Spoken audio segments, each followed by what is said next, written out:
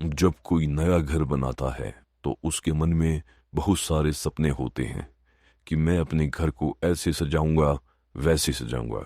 यहाँ मैं अपने परिवार के साथ सुखपूर्वक रहूंगा। अगर कोई नौकरी पेशा वाले हैं तो वे ज्यादातर अपने रिटायरमेंट के बाद घर बनाते हैं और सोचते हैं कि अपनी रिटायरमेंट के बाद की जिंदगी आराम से, चैन से अपने घर में बिताएंगे और अपनी कमाई का एक बड़ा हिस्सा घर बनाने में लगा देते हैं। कई बार तो लोग लोन आदि लेकर घर बनाते हैं, लेकिन कई बार घर बनाते समय कुछ छोटी छोटी चूक हो जाती है। हम किसी से घर का नक्शा तो बनवा लेते हैं, लेकिन उसमें वास्तु को नजरअंदाज कर देते हैं और हमें पता ही नहीं चलता कि कहीं कुछ गड़बड़ है। धीरे धीरे घर में ज्यादा पैसा खर्च होने लग जाता है, बच्चे जल्दी जल्दी बीमार होने लगते हैं या घर का कोई सदस्य बिस्तर पकड़ लेता है, पैसे बीमारी में लगने लगते हैं, घर में कमाई से ज्यादा खर्च होने लगता है। कभी कभी किसी के मन में शक होता है कि किसी ने हमारे ऊपर जादू टोना कर दिया है। मन में तरह तरह के ख्याल आते हैं, कोई अनचाहे ही मुकदमे में फंस जाता है, लेकिन घर के वास्तु की तरफ किसी का ध्यान ही नहीं जाता। देखिए, वैसे तो सभी दिशाएं भगवान की बनाई हुई हैं और भगवान सर्वज्ञ है, अर्थात सभी जगह विद्यमान है। बस ये है कि किसी दिशा में पॉजिटिव एनर्जी ज्यादा है और किसी में कम। अगर हम पूर्व की बात करें तो पूर्व दिशा में सूर्य उदय होता है। जैसे जैसे सूर्य का प्रकाश फैलता है वहां उजियारा होता जाता है, और उजाला पॉजिटिविटी का उदाहरण है और अंधेरा नेगेटिविटी का।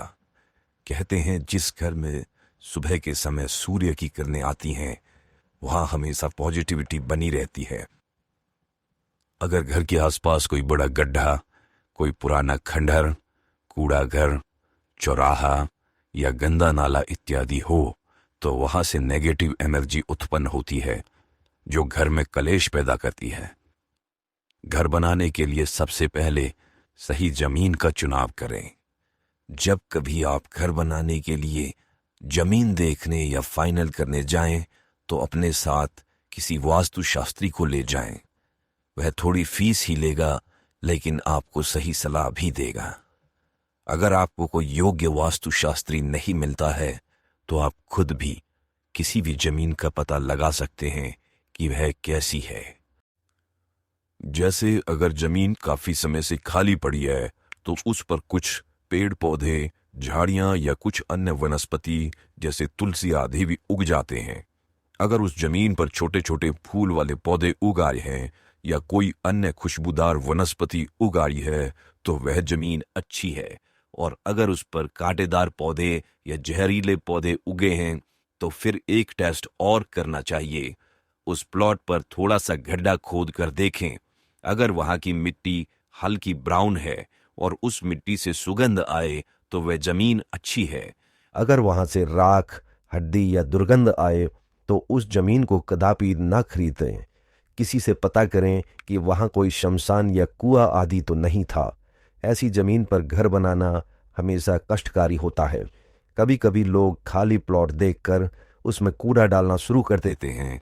घर बनाने से पहले उस कूड़े को पूरी तरह से खाली करा देना चाहिए, ना कि उसे वहीं फैलाकर उस पर मिट्टी डाल दें, क्योंकि लोग कूड़े के साथ साथ कुछ ऐसी चीजें भी फेंकते हैं जो यदि घर की नींव में या घर के नीचे आ जाए तो वह कष्टकारी हो सकते हैं।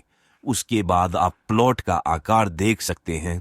वर्गाकार प्लॉट अर्थात जिसकी चारों साइड बराबर हों वह सबसे अच्छा माना जाता है और उस प्लॉट पर वास्तु के अनुसार एक अच्छा नक्शा बन सकता है। दूसरे स्थान पर आयताकार प्लॉट भी अच्छा माना जाता है, उस पर भी बहुत अच्छा नक्शा बन सकता है। जिस प्लॉट की साइड छोटी बड़ी हो, जहां तक कोशिश करें ऐसे प्लॉट को अपने रहने के लिए ना खरीदें। हाँ, ऐसे प्लॉट पर आप कमर्शियल बिल्डिंग बना सकते हैं, जैसे दुकान, शोरूम आदि। अगर कोई प्लॉट पूर्व दिशा की ओर से खुला है अर्थात पूर्वमुखी है तो वह अति उत्तम माना जाता है। यदि कोई प्लॉट का एंट्रेंस उत्तर दिशा की तरफ से है या उत्तर मुखी है तो भी वह अच्छा प्लॉट माना जाता है। दक्षिण दिशा को यम की दिशा माना जाता है, लेकिन सर्दियों में सूर्य दक्षिणारायण होते हैं और उस दक्षिण मुखी घर में भी सूर्य की किरणें पड़ती हैं, इसलिए दक्षिण मुखी घर भी अच्छे होते हैं। देखिए, मैं यहां यह नहीं कहता कि पश्चिम की दिशा खराब होती है। सभी दिशाओं का अपना महत्व है, अपने अपने गुण है। सबसे ज्यादा हवा पूर्व दिशा से और पश्चिम दिशा से बहती है। पश्चिम मुखी घरों में हवा बहुत अच्छी आती है। वैसे भी अगर घर के मुख्य दिशा कोई भी हो, लेकिन अगर घर वास्तु के उलट बनाया जाता है तो दिशा भी ज्यादा कुछ नहीं कर सकती, और यदि वास्तु के अनुसार बनाया जाता है तो भी दिशा का ज्यादा महत्व नहीं है। जैसे किसी का प्लॉट तो उत्तर पूर्व से खुला है, लेकिन उसने वहां पर सीढ़ियों का और टॉयलेट का निर्माण कर दिया है, तो ऐसी स्थिति में उत्तर पूर्व दिशा भी कुछ नहीं कर सकती। और यदि घर दक्षिण या पश्चिम मुखी है और निर्माण वास्तु के अनुसार किया गया है तो वे दिशाएं भी अच्छी हो जाती हैं। इस पार्ट में इतना ही। अगले पार्ट में हम आपको बताएंगे कि किस दिशा में कौन सा निर्माण करना चाहिए, जिससे कि आप अपने जीवन में खुशहाली ला सकें। आपसे एक और अनुरोध है कि इस चैनल को सब्सक्राइब कीजिए, जिससे कि आने वाले वीडियो आप टाइम